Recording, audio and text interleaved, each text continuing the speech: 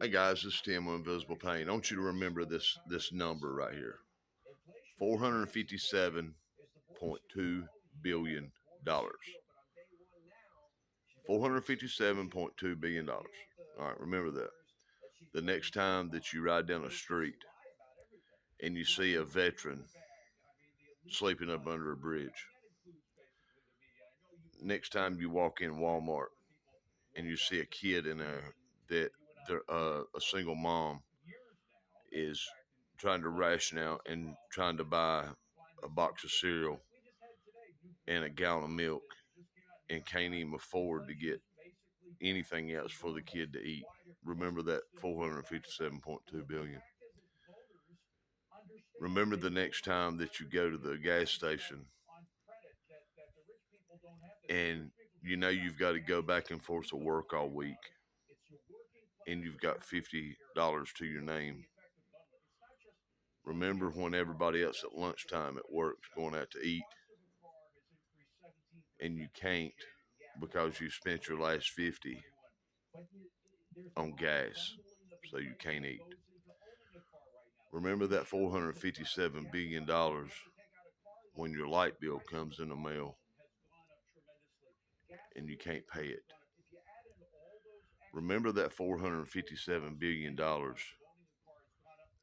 when you have a hospital bill that comes in and you can't pay it, or a car payment that comes due, or a house payment, or if something breaks in your home,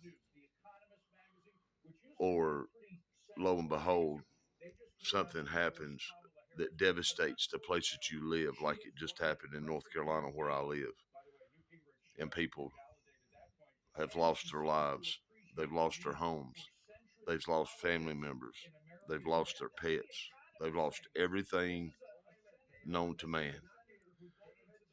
Remember that $457 billion for the people, our military men and women that got killed in the withdrawal. You know what that $457.2 billion is? That's how much money that our United States government has spent on people that's coming into our country illegally in the past 15 years. There is absolutely no reason that any American that should be struggling. And I'm going to tell you something that I heard today. My wife had to go for chemotherapy treatment today, and I was standing signing her in, and this elderly lady had came up and she was trying to get her daughter signed up a doctor's appointment because she had just been diagnosed with cancer, and her insurance was out of network. And most of the time when that happens, all the doctors has to do is call over there and say, look, this is what's going on, we need to get this person approved for some tests and get them in here pretty quick. Well, it didn't happen like that. You know, this person life has been turned upside down, and the insurance company had the gall to tell them, if you want this approved, your doctors and this doctor's office can't have it approved for you. You have to do it.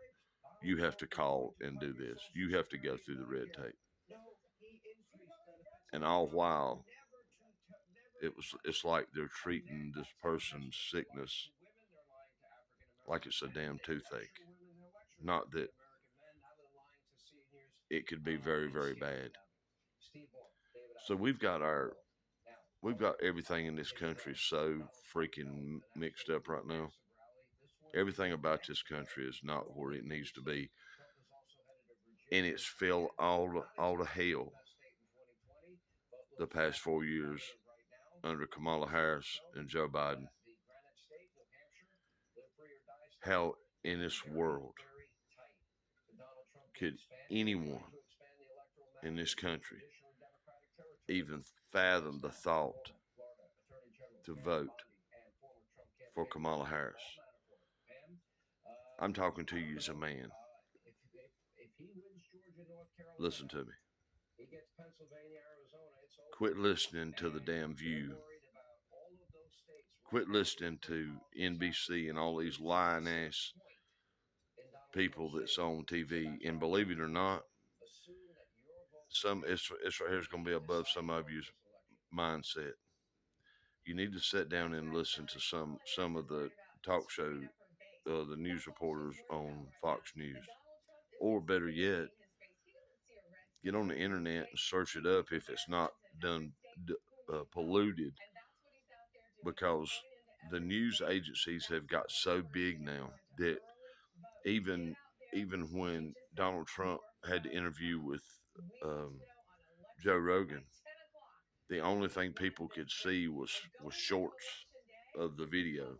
The whole entire video couldn't be found because they sat on it, they pulled it. They didn't want people to be able to see it, because the media's number one job, that when they're working with the government, is try to make Donald Trump look like a demon. Try to make him look like something that he's not. We've already had Donald Trump for 4 years, and you can remember in 2016 when he came down the escalator, who started the racist talk? Who started it? It wasn't Republicans. Who started the hatred? Who started all the riots? Who started the friendships that were broken? The Democrats did. And somebody's going to say, how can you sit there and I'm a Democrat. You can't talk to me. I used to vote Democrat. Look it up. I did. Not anymore. They're liars. And if you notice, they jump from person to person, whatever benefits them. If it's the white man, they're going to climb on his back for a little bit. If he can't benefit them, let's find the black man. If he can't benefit them, let's find the brown man. If he can't benefit them, let's find the woman.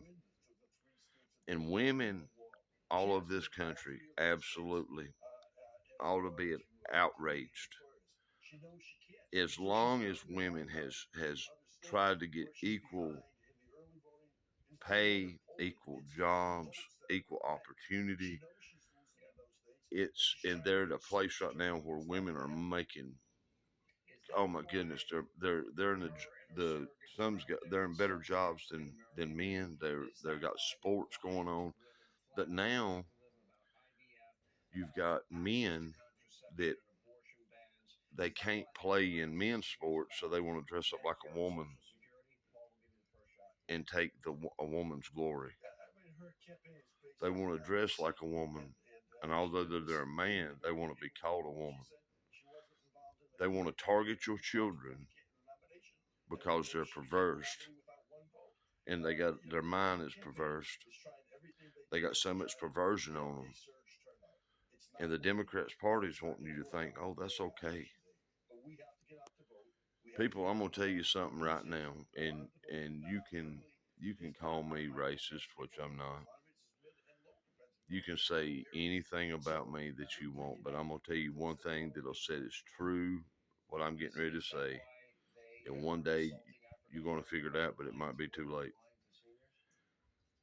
You